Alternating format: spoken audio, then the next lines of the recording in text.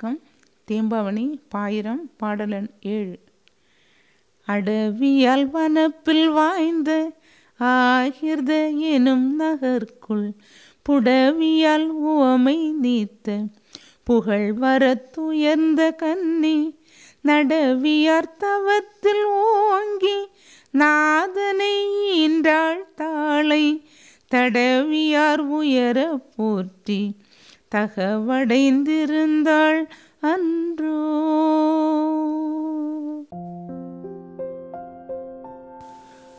அன்பு நண்பர்களே வணக்கம். தேம்பாவணியில் பாயிரத்தில் நூல் வழி, அதாவது நூல் தோன்றிய வழியை பற்றி பாடக்கூடிய பாடல்தான் இந்த 7வது பாடல்.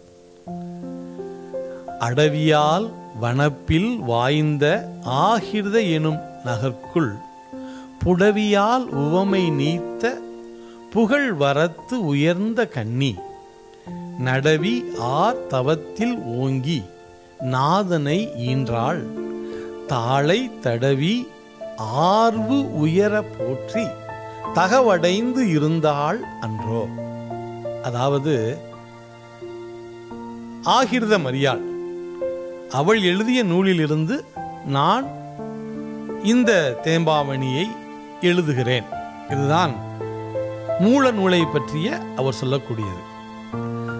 அதில் இந்த ஆகிர்த மரியாளை பற்றி சொல்லுகிறார்.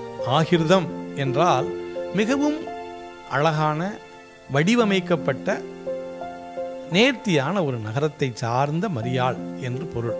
ஆகிர்தம் என்றால் நேர்த்தியாக வடிவமைக்கப்பட்ட என்று பொருள்.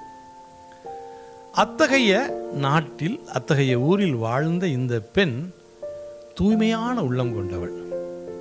2வது, அன்னை மரியாள் மீது மிக உயர்ந்த பக்தியை கொண்டவள்.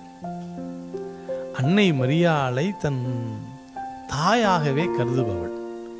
அப்படி இந்த 2 பேருக்கும் இருந்த உறவில் அன்னை மரியாள் கனவில் தோன்றி தன் கணவர் வளனை பற்றி இவளிடம் சொல்ல இவள் எழுதத் தொடங்கினாள் என்பதைத்தான் இந்த பாடல் நமக்கு சொல்லுகிறது.